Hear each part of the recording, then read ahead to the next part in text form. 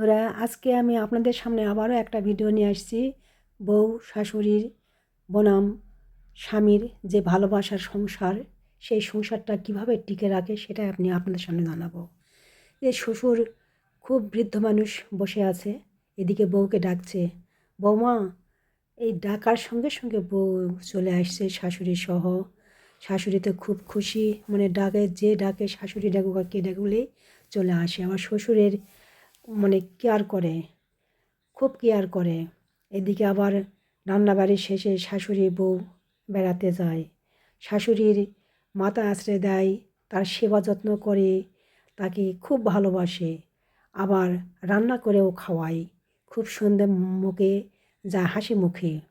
শাশুড়ি অসুস্থ হয়ে পড়লে সেখানে মাথায় হাত দিয়ে দেখে, জলপটি দিয়ে দেয়, ওষুধ খাওয়ায়। আবার আল্লাহর কাছে সব সময় দোয়া করে। ডাক্তার বলে যে শাশুড়ির সেবার প্রয়োজন। ডাক্তারের কাছে যায়, সব কিছু শুনে সে খোদার কাছে প্রার্থনা করে যে, খোদা আমার শাশুড়িকে ভালো করে দাও, আমার সংসারটা যেন টিকে থাকে, ভালো থাকে। শাশুড়ি ভালো হয়ে বউকে প্রচুর প্রচুর মিস করতেছে এবং দুই হাত জড়িয়ে ধরে বলতেছে, মা তুমি আমার বৌমা নয়, তুমি আমার মেয়ে, তুমি আমাকে মায়ের মতন, আমার মেয়ের মতন দেখে তুমি আমাকে ভালো করেছো। এইদিকে এত ভালো কিছু দেখে তার ছেলের চোখ দিয়ে আবেগে পানি আসে।